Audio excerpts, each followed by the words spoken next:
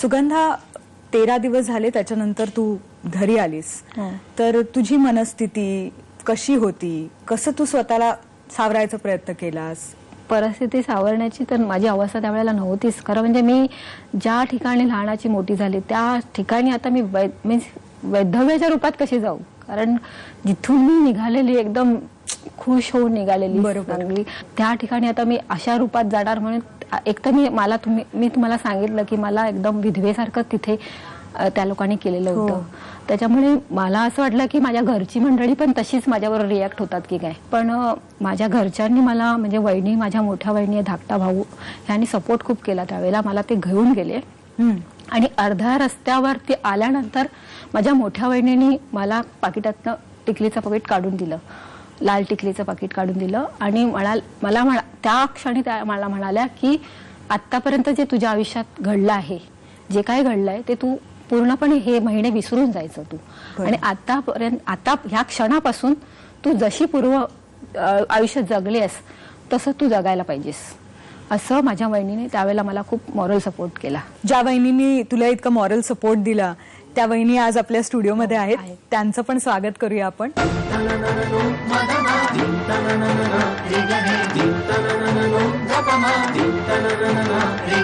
तुमचं स्वागत आमच्या स्टुडिओमध्ये. बस. आत्ताच सुगंधा म्हणाली तसं अर्ध्या वाटेत सासरकडून घरी परतताना तुम्ही एक खूप मोठा स्टेप घेतलात. तिची काळी जी बिंदी होती ती बाजूला करून लाल टिकली दिलीत.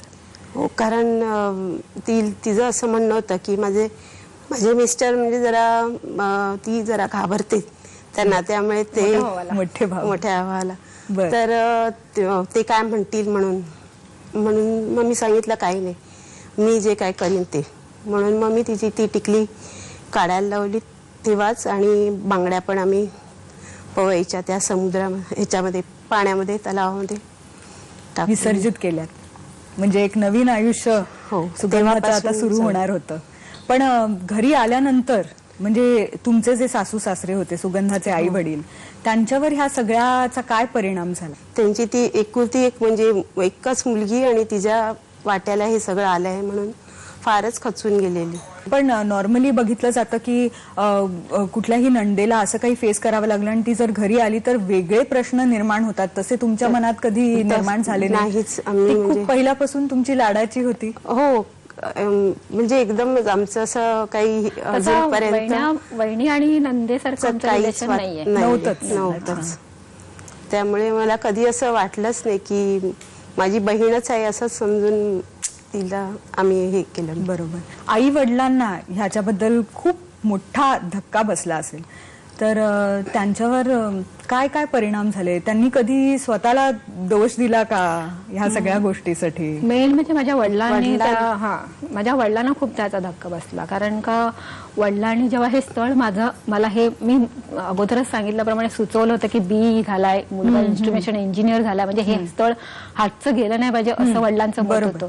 त्यामुळे कुठेतरी त्यांना असं वाटत होतं की मी खूप फोर्स केला ह्या स्थळाच्या बाबतीत आणि त्यांच्या अपेक्षांचा भंग झाला. त्यामुळे त्यांनी ती गोष्ट खूप मनाला लावली. देवाला मानेन असे झाले. त्यांनी उपास तपास सगळं सोडलं आणि माझ्या आईला तर सतत फिट्सच येत होत्या. अच्छा. त्या एक महिनाभर सतत कंटिन्युअस फिट्स येत होते तिला. एवढं आमच्या घरी वातावरण हे झालेलं. आणि म्हणजे तुम्हाला जेव्हा कळलं तेव्हा तुम्ही कधी असं पाठी वळून पाहिलं का की ज्या मॅरेज ब्युरोमुळे तुम्हाला हे स्थळ सुचवलं होतं किंवा शेजारी पाजारी ज्यांना तुम्ही त्या स्थळाबद्दल कदाचित विचारलं होतं? कारण अरेंज मॅरेज मध्ये असंच असतं की आपण शेजारी पाजारी नातेवाईक जे काय आहेत सगळ्यांच्या चौकशा केल्यानंतरच ठरवतो की हे स्थळ योग्य आहे. तर तसं तुम्ही केलं तर कधी त्या लोकांकडे परत गेलात का मॅरेज ब्युरोकडे की तुम्ही असं कसं काय? असं म्हणजे मॅरेज ब्युरोकडे असेल ते आपल्या नशिबातच होतं असं समजून आम्ही तिकडे काही गेलोच नाही. म्हणजे त्यांना काही विचारायला असं जाबी काहीच नाही विचारायला गेलो. त्यामुळे म्हणजे असं कधी असं वाटलंच नाही की अशामुळे म्हणजे मॅरेज ब्युरोमुळे असं झालं असेल असं काही नाही. पण तुम्ही काय काय पद्धतीची चौकशी केली होती? म्हणजे खूप खोलवर जाऊन चौकशी केली होती का ह्या स्थळाबद्दल? खोलवर म्हणजे ऍक्च्युली सासऱ्यांचे असे मित्रच होते हिचे सासरे, हो, म्हणजे असे ओळखीचे ओळखीचं म्हणजे ओळखीचं कसं म्हणजे आमच्याकडे जोगेश्वरीला त्यावेळेला आमचे गावातले म्हणतात ते राहायचे असे. बरं. आणि असं म्हणजे ओळखीचं म्हणजे एकदम असे मित्र असे नाही, नाही, पण म्हणजे कोणाच्या ओळखीने ओळखीचे झालेले. बरं. असे. तसे त्यामुळे एकदम काय असं म्हणजे विश्वास तुमचा हा, पूर्णपणे पूर्ण बसला होता लग्न जमलं तेव्हा. आणि आई आणि वडील ह्या आघातातून कधी म्हणजे असे पूर्णपणे बाहेर येऊ शकले का? वडील तर मला वाटतं माझ्या वडिलांच्या मृत्यूपर्यंत, म्हणजे वडील 4 वर्षापूर्वी वारले, पण त्यांना तो आघात त्यांनी म्हणजे शेवटपर्यंत ती गोष्ट त्यांनी मनाला लावलेलीच आहे की माझ्या मुलीच्या आयुष्यामध्ये हे एवढं मोठं दुःख आलंय. आणि आई तर अजूनही आई मनाशी स्वप्न घेऊन आहे की माझ्या मुलीचं काहीतरी चांगलं घडेल आयुष्यात, काहीतरी माझी मुलगी कुठेतरी सेटल होईल.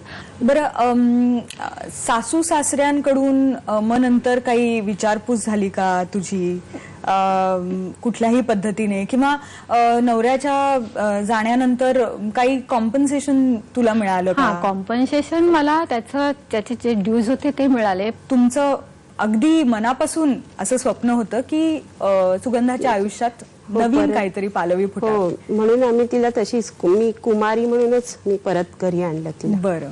मग तिच्या आयुष्यात काही असं झालंच नाही, ते सगळं विसर, तू पहिल्यासारखी होती तशीच तू राहा, असं सगळं मग तिच्या पुनर्विवाहाचा काही विचार केलात का? तेव्हा केला होता आणि अजूनही करते, पण ती तयार नाहीये. सुगंधा, तू तयार नाहीयेस का? एवढा मोठा धोका पत्करल्यानंतर तुला कुठेतरी विश्वासाला तडा गेल्यासारखं झालं का? विश्वासाला तडा गेला आणि मी स्वप्न बघितलेलं, माझी त्याच्यात काही चूक आहे का? ह्या कुठल्या एवढ्या प्रसंगामध्ये माझी काहीच चूक नाही. बरोबर. माझं पूर्णपणे आयुष्य एका पुरुषामुळे बर्बाद झालंय. बरोबर आहे. समाजाकडनं काही वेळेला टॉन्ट मारले गेलेले आहेत की 6 महिने नवऱ्याला खाल्लं असं, आणि परत 6 महिन्यासाठी बाटली, असे शब्द मी जे कोणाला सांगू शकत नाही, असे शब्द मी सहन करते, हे मी कोणाला शेअर करू शकत नाही किंवा माझ्या आई वडिलांना मी ही गोष्ट सांगू शकत नाही की मला असं. अजूनही आपल्याकडे शिकलेली सुशिक्षित लोक पण असं म्हणतात की अरे बापरे, बरं झाला तू, म्हणजे नवरा 6 महिन्यात नवऱ्याला हिने हे केलं, असं म्हणजे मुलीला दोष इथे अजूनही दिला जातो. असा एक एक्सपिरियन्स आला मला की अगं उगाच 6 महिन्यासाठी तू बाटलीस. पण मी काय भोगलंय, मला काय सेक्शुअल रिलेशन काही मिळाले, सॅटिस्फॅक्शन मिळालं की नाही ह्याचा कोणीच विचार कधी केला नाही. त्या माणसाला ताकदच नव्हती, 2 वॉल त्याचे खराब झालेले होते, तो माणूस मला सेक्शुअल लाईफ काय देणार होता, हा समाजाने कधीच विचार केला नाही. माझं एकही पुरुष असा आला नाही की बाई तुझ्या आयुष्यामध्ये तुझी चुकी नसताना तुझ्या बाबतीत हे घडलंय, चल मी तयार आहे. आतापर्यंत असा कुठलाही पुरुष मला भेटला नाही की चला तुझ्या आयुष्यामध्ये हे घडलंय, त्याला तू दोषी नाहीयेस म्हणून. अच्छा, मला आली जी स्थळं आली ती कुठली आली, ज्यांना विधूर आहेत, ज्यांना मुलं आहेत, अशी स्थळं आली मला आतापर्यंत. मला एक प्रकारचं एक हे ह्या गोष्टी नकोच आहेत मला. आता मी माझ्या आयुष्यामध्ये आता मी आहे ते आयुष्य मी चांगलं सुखात आहे असं वाटतं. बाकी सगळ्या परिस्थितीतून पाहिलं तर सेटल्ड आहेस, म्हणजे तुझा स्वतःचा फ्लॅट पण आहे. हो आहे, पण तू राहतेस आपल्या घरीच. नाही, घरचे मला एवढे सपोर्ट करतात, त्यांना सोडून मी कसं जाणार. सुगंधा, आज खूप वर्ष झाली आता ह्या धोक्यामधून बाहेर यायला, सावरायला, पण तुझी आत्ताची स्थिती, तू कधी कधी त्या सगळ्या गोष्टीकडे वळून बघून खूप राग येतो. काय भावना येतात तुला आता आज? राग येतो कारण का मी माझ्या बरोबरच्या ज्या मैत्रिणी आहेत त्यांच्या जवळ सुख बघते, ते त्यांच्या संसारात कशा रमल्या आहेत, त्यांच्या मुलांमध्ये कशा रमल्या आहेत, तेव्हा बघितलं की एका व्यक्तीमुळे मला हे सुख नाही मिळालंय. हे जेव्हा जाणवतं तेव्हा प्रचंड राग येतो, पण रागापलीकडे मी काय करू शकत नाही त्या गोष्टीला, कारण का घडून गेलाय ते, त्याला आता पर्याय नाही. इतर मुलींनी हे कसं टाळावं किंवा त्यांच्या पालकांनी हे कसं टाळावं, आता ह्या क्षणाला मी सगळ्या मुलीच्या आई वडिलांना सांगू इच्छिते की मेडिकल टेस्ट मुलांची करून घ्यायची. एखाद्याचं आयुष्य ह्या छोट्याशा गोष्टीमुळे पूर्णपणे चेंज होऊ शकतं. नक्कीच नक्कीच. त्यामुळे हा जर सकारात्मक बदल आपल्या समाजाने आणला तर मला वाटतं माझ्यासारख्या सुगंधा निर्माण नाही होणार आणि प्रत्येक मुलगी आनंदाने आपला सुखाचा संसार करेल. बरं, ह्याच्याबद्दल बोलायला आपल्या स्टुडिओमध्ये एक तज्ज्ञ पण आले आहेत, मॅरेज काउन्सिलर सुचित्रा इनामदार. त्यांचंही स्वागत करूया.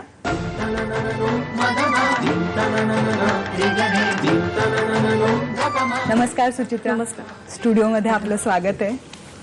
तुम्ही मॅरेज काउन्सिलर आहात. हो, सायकोथेरपिस्ट आहे मी. बरं, तर ह्या सगळ्या सुगंधाच्या ह्या प्रवासाबद्दल किंवा तिला जे काय फेस करावं लागलं त्याच्याबद्दल तुमची काय प्रतिक्रिया आहे? सामाजिक आपण एक पद्धत आपली बघितली आता, हो. तर त्यात काही बरेचसे प्रॉब्लेम्स आहेत आणि आपण जर ते थोडेसे आपण म्हटलं की ते कॅटेगराईज केले, तर पहिला आपण काही आपल्या जगण्याचे काही फॉर्म्युले करून घेतलेले आहेत. जे फॉर्म्युले म्हणजे आपल्याला असं वाटतं की सगळ्या समाजाला लागू आहेत. बरं, पण खरं तर आपलं जीवन हे फक्त आपलं आणि हे टोटली स्वतंत्र असतं. बरोबर. त्याचा खरं तर दुसऱ्याच्या आयुष्यात काय होतं हा फॉर्म्युला आपण स्वतःच्या आयुष्यात नाही लावू शकत. बरोबर. जसं आपण आता ही केस जस्ट एक एक्झाम्पल म्हणून घेऊया की मुलाचं क्वालिफिकेशन चांगलं आहे ना, म्हणजे मग लग्न करायला हरकत नाही. ओके. किंवा आता सुगंधाच्या नवऱ्याच्या आईच्या दृष्टिकोनातून बघितलं तर आता माझ्या मुलाला असा फेटल आजार झालेला आहे, तर त्याला किमान लग्न सुख मिळावं. म्हणजे आता या मागे किती प्रॉब्लेम्स आहेत किंवा किती त्याचे पैलू आहेत हे बघितलेच जात नाहीत. आपल्या समाजात अजून एक दृष्टिकोन असा आहे की लग्न हे 2 कुटुंबांचं असतं, जी आजच्या जगात अतिशय चुकीची गोष्ट आहे. 2 कुटुंबांचं असतं पण ती 2 कुटुंब एकत्र ते 2 व्यक्तीच करतात. बरोबर. त्यामुळे लग्न त्या 2 व्यक्तींचं असलं पाहिजे, ते कुटुंबांचं नसलं पाहिजे. दुसरी एक त्याला पातळी अशी आहे की आपल्यामध्ये इंडिपेंडन्स किंवा स्वातंत्र्य म्हणजे फायनान्शियल दृष्टीने मी स्वतंत्र आहे असं त्याचा ऑटोमॅटिकली अर्थ घेतला जातो, जो तसा खरं तर नाहीये. म्हणजे फायनान्शियल स्वातंत्र्य हे आपल्या आयुष्यात खूप नंतर येतं. बरं, पण तरीही म्हणजे ह्या केसमध्ये जर आपण लक्ष घातलं तर काय काय गोष्टी अशा आहेत ज्या टाळाव्यात? त्याच्याचकडे मी येत होते की फक्त फायनान्शियल स्वातंत्र्य हे महत्वाचं नाहीये, तुमचं इमोशनल स्वातंत्र्य आहे की नाही. दुसऱ्या कुठल्या व्यक्तीला न दुखवता माझी भावना जशी आहे तशी मला व्यक्त करता येते का, हे एक स्किल आहे. हे आपण आपल्या मुलांना संस्कारांमधनं शिकवू शकतो. कुठेतरी त्यांच्या नवऱ्याला असं वाटत होतं की मी खूप मोठी चूक केलेली आहे, पण ते सगळ्यांच्या समोर ही गोष्ट ऍक्सेप्ट नाही करू शकले, हे आपण लक्षात घ्यायला पाहिजे. हो, नक्की. कुठेतरी त्यांचाही परावलंब आहे. हो, असं फक्त बायकांच्या बाबतीत नाही तर पुरुषांच्या बाबतीतही हेच होत आहे. आणि ज्याच्यामुळे ही अशी फसवणूक होते, कदाचित एखाद्या व्यक्तीला फसवणूक करायची नसेल तरीही त्याच्या हातनं ती घडते आणि त्याला ते घडून आणण्यासाठी त्याला प्रेशर त्याच्या मनावर येतं. पण तुम्ही ऍज अ सायकोथेरपिस्ट नेमका सल्ला काय द्याल? एक तर स्वतःच्या गरजा समजून घ्या की मी लग्न कशासाठी मुळात करते, मला लग्न कशासाठी करायचंय, या व्यक्तीशी का करायचंय किंवा या व्यक्तीशीच का करायचंय. आणि ही सगळी उत्तरं जर आपण स्वतःला देऊ शकलो तर आपण ही दुसऱ्या व्यक्तीला सुद्धा विचारतो. ही सगळी खूप चांगली माहिती सुचित्रा तुम्ही येऊन दिलीत आमच्या स्टुडिओमध्ये. पण ह्या सगळ्यात वैधव्य आल्यानंतर बऱ्याच अशा खूप काही छोट्या छोट्या मोठ्या मोठ्या गोष्टी हातातून निघून जातात. अजूनही आपल्या समाजात अशी परिस्थिती नाहीये की जिथे विधवेला फार सन्मानाने बघितलं जातं आणि ते सुगंधाने भोगलेलं आहे. अजूनही भोगते. अजूनही समाज मला हळदी कुंकू या कुठल्या त्या कार्यक्रमाला आपल्याकडे अजूनही ती हे नाहीये. अजूनही विधवेला त्याच दृष्टिकोनात शिकलेला समाज असला तरी त्याच दृष्टिकोनातून बघतोय. लग्नासंबंधी फसवणूक फक्त बाईचीच होते असं नाही, कधी कधी पुरुषाचीही होऊ शकते. सुगंधा, तुला हे ऐकून विचित्र वाटतं का जरा? हो. आपल्या स्टुडिओमध्ये संध्या रोठे आलेल्या आहेत, त्या लॉ शिकलेल्या आहेत आणि त्यांना काहीतरी ह्या संबंधित शेअर करायचं आहे. संध्या, नमस्कार. नमस्कार. सुगंधा मेडिकल टेस्ट न केल्यामुळे फसवल्या गेलेली एक मुलगी. बरोबर. तिची घटना ऐकत असताना मला कुठेतरी एक मागे आमच्या परिचयात घडलेली घटना आठवते. असंच आई वडिलांनी ठरवलेलं दोन्ही कुटुंबाकडून पाहून सवरून झालेलं लग्न. नवीन सून घरात येणार म्हणून मुलाकडची मंडळी सगळी अगदी खूप खुश होती की छान अगदी शिकलेली आणि देखणी अशी सून आपल्याला मिळाली आहे. ह्या अगदी आनंदात असलेली ती मंडळी एक 5-6 महिन्यानंतर थोडीशी अशी नर्वस किंवा नाराज अशी दिसत होती. आणि आम्हाला आजूबाजूच्या लोकांना काही समजत नव्हतं की यांच्याकडे असं आनंदी वातावरण का नाहीये. आणि त्यांची सून दर 15-1 दिवसांनी किंवा 1-1.5 महिन्यांनी कायम माहेरी जायची.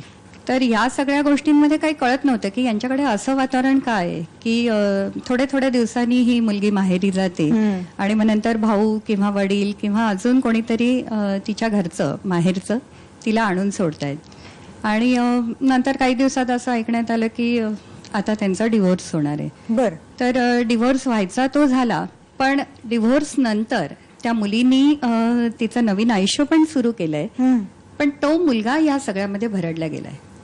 बर. तर तुम्हाला कदाचित हे सगळं ऐकून नवल वाटेल, सुगंधालाही नवल वाटेल की हे असं का आहे. तर त्या मुलीला या मुलाशी लग्नच करायचं नव्हतं. अच्छा. आणि आई वडिलांना सांगू शकली नाही म्हणा, किंवा अन्य कुठल्या कारणास्तव तिने असं कदाचित विचार केला असेल, लग्न तर करून घेऊ, पाहू नंतर काय करता येईल मग. पण डिव्होर्सच्या वेळेला त्या मुलाच्या बाबतीत जे कारण त्यांनी सांगितलं, सगळ्या समाजामध्ये जे कारण पसरलंय ते अतिशय चुकीचं आहे हे माहितीये, पण ते कारण मात्र पसरलंय की त्या मुलामध्ये म्हणजे कमतरता आहे, नपुसंकत्व त्याच्यामध्ये आहे, म्हणजे फिजिकली तो फिट नाही, बरोबर, असं कारण पसरलंय. आणि आता प्रश्न असा झालाय की त्या मुलाचं लग्न होत नाही. बापरे. बरं, त्या मुलाची मेडिकल टेस्ट केल्यानंतर तो अगदी मेडिकली फिट आहे. पण आता प्रश्न असा आहे की तो मुलगा ते मेडिकल सर्टिफिकेट घेऊन काही कुठे हिंडू शकणार नाहीये. आज त्या मुलाचं लग्न होत नाहीये. फार समजूतदार आणि चांगला मुलगा तो, पण त्याच्या बाबतीत ही जी घटना घडली ना, अतिशय वाईट घटना घडलेली आहे. त्यामुळे मला कुठेतरी असं वाटतं की जसं मुलींच्या बाबतीत आपण खूप जागरूकपणे स्थळं पाहतो, तर मुलांच्याही बाबतीत पाहावी. नाही, एकंदरीतच मला वाटतं लग्नात आणि लग्नाच्या ह्या संबंधात पडतानाच आपण खूप डोळसपणे विचार करायला पाहिजे. ते फक्त करून टाकणं किंवा एक जबाबदारी आहे लग्न असं नाही, पण दोन व्यक्तींचं मिलन आहे आणि ते मिलन असायलाच पाहिजे, व्हायलाच पाहिजे, आणि तरच आपल्यासमोर अत्यंत असे सुखी कपल्स आपल्याला दिसतील. नाहीतर ह्या सगळ्या विश्वासघाताचे जे प्रकार आपण आज ऐकले, पुरुषाचे वा बाईचे, हे किती घातक असतात. कारण एक पूर्ण आयुष्य ह्या फसवणुकीमुळे एकदम ओसाड होऊन जातं आणि त्याच्यातून बाहेर कधी कधी पडताच येत नाही. दोन्ही उदाहरणं अशीच आहेत. आणि सुगंधा, तू तुझ्या आयुष्यात आता नव्या उमेदीने काहीतरी इंडिपेंडेंटली करतेस आणि जिद्दीने तुझं काम करतेस, तर त्याबद्दल जितकं तुझं कौतुक करावं तितकं कमीच आहे. तुझ्या पुढच्या वाटचालीला आमच्यातर्फे खूप खूप शुभेच्छा. तर लग्नाचा आंधळा डाव खेळताना निव्वळ रंग, रूप, नोकरी हे बघू नये, तर स्वभाव आणि आरोग्यही बघावं, हीच विनंती.